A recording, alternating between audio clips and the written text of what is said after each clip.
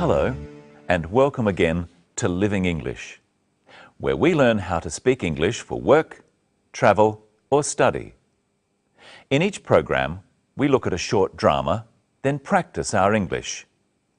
So let's see today's episode of Sisters and Brothers. Remember, in the last episode, Anne arrived from Singapore. She met her business partner, Sarah. Now, she's checking in at her hotel.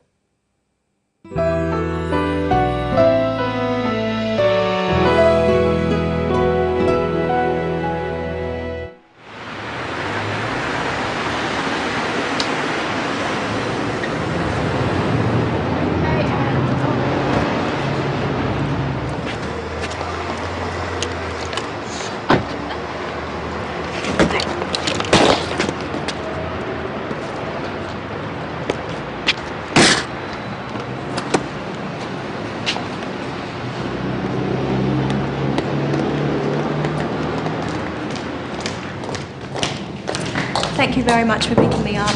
You're very welcome. You'll be all right here? Thanks, I'll be fine. And thank you, Mark, for helping with my heavy bag. Oh, don't mention it. All right then. Nice to meet you finally. I'll ring you tomorrow. Nice to meet you too. Goodbye. Good morning. Would you like to check in? Yes, please. And your name? Anne Lee? Yes. Could you just fill this out, please? How long will you be staying? 2 weeks. Are you here on business? Mainly business. Will you need a hire car? No, thank you. And will you need a map of the city? Maybe later. And will you want a newspaper in the morning? No, thank you. Okay. And how will you be paying, Ms. Lee? Credit card. Thank you. There you go. And here's your key. That's room 309. Enjoy your stay, Ms. Lee. Thank you. I hope I will.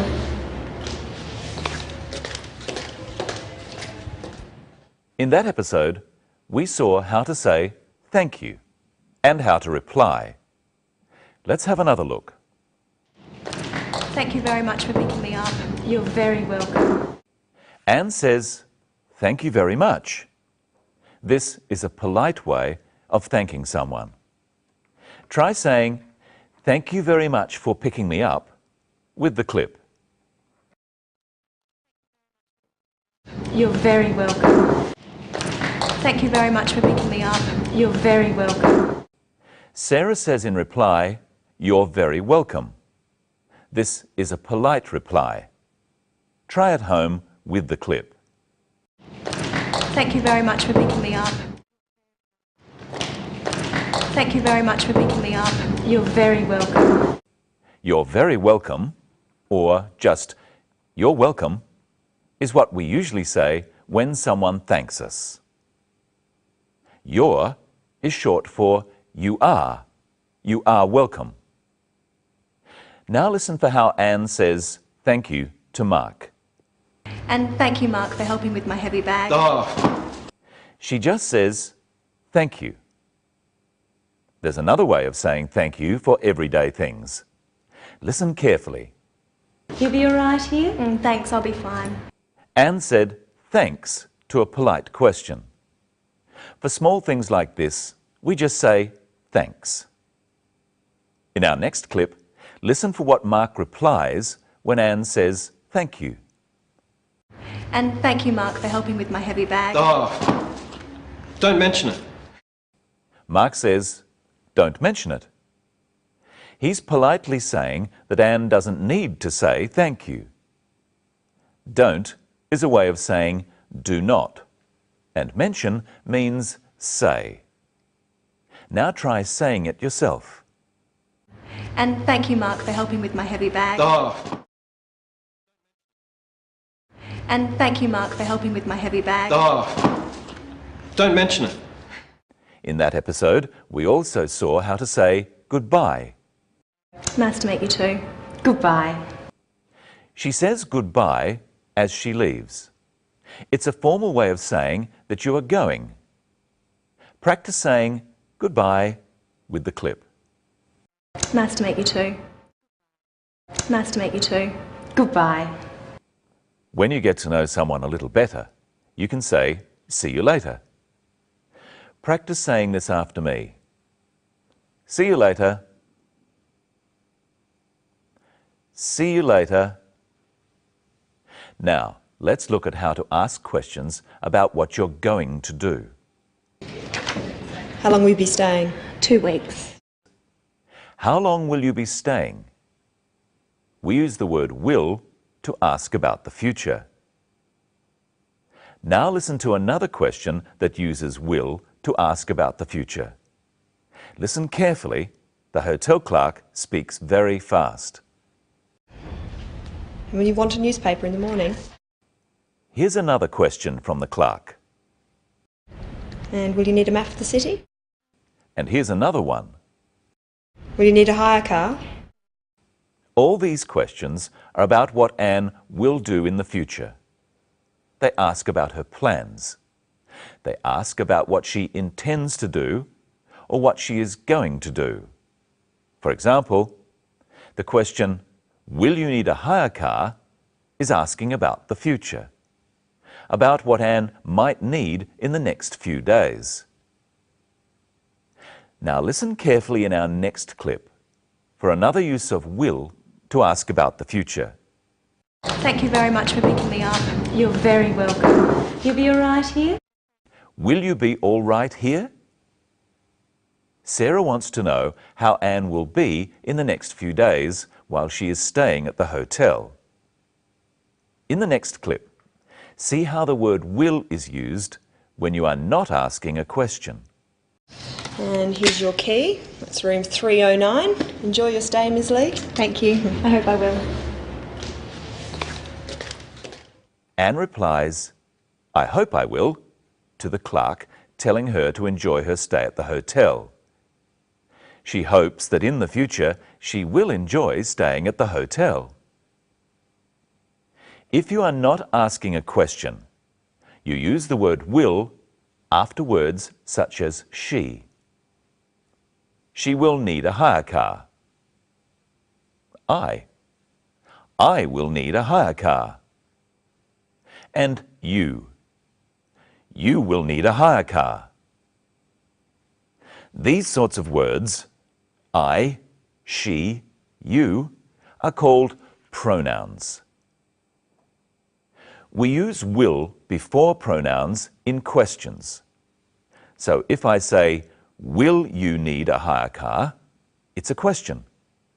Listen to the difference. Will you need a hire car? You will need a hire car. Can you tell which one of these is a question? Will you enjoy your stay? Or, you will enjoy your stay. Will comes before you, so will you enjoy your stay is a question. It's asking about something in the future. When will comes after you, you are just saying what you think is going to happen. You will enjoy your stay. And here is Michelle. Hello, Michelle. How are you? I'm fine, thanks, Brenton. Hello, everyone. What will we talk about today? We'll talk about how to pay for things and more about the word will. Now, Brenton, you're going on a holiday to Fiji. I am? Let's pretend. I've brought some things here. Ask me if you'll need them, and you ask at home too, using will I need. Remember, it's hot in Fiji and there's lots of beaches. All right. Sunscreen. Will I need sunscreen? What do you think? Yes, you will. Traveller's checks. Will I need traveller's checks? Yes, you will. Sunglasses. Will I need sunglasses? Yes, you will. Teddy bear. Will I need a teddy bear? No, you won't. I might. Now you answer the questions. Will he need sunscreen? Yes, he will.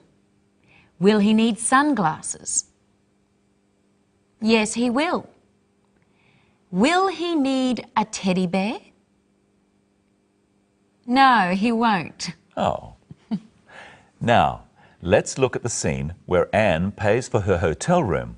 How does she pay? And how will you be paying, Ms. Lee? Credit card.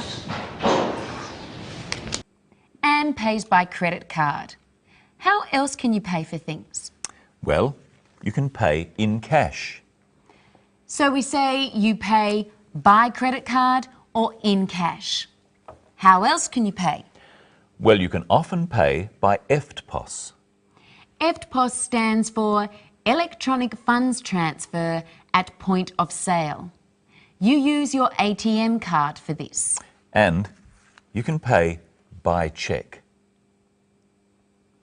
In America, it's spelled differently. So we say you can pay in cash, by credit card, by EFTPOS, or by cheque. Practice saying by credit card with the clip. And how will you be paying, Ms. Lee? And how will you be paying, Ms. Lee? Credit card. Did you hear what the clerk called Anne Lee in that clip? Listen again. And how will you be paying, Ms. Lee? Credit card. She used her formal title, Ms. Lee. What's your formal title, Brenton? My formal title is Mr. Whittle. Men are called Mr. We say Mr. before our last name. My full name is Brenton Whittle, so I'm Mr. Whittle. So the Mark Taylor in our film is Mr. Taylor. Yes. And are you Ms. Crowden? I might be. I might not be. What do you mean? Women can be called Ms., Miss or Mrs. Well, they all sound like each other. Yes, but they're different. You can only be called Miss if you're not married and Mrs. if you are married. Are you a Miss or a Mrs.? I like to be called Ms. Any woman can be called Ms., just like any man can be called Mr. Practice these after me. Mr. Whittle. Mrs. Taylor. Miss Taylor. Ms. Lee. Have a go at saying Ms. Lee with the clip. And how will you be paying, Ms. Lee? Now it's time for a memory test. How are you going to pay?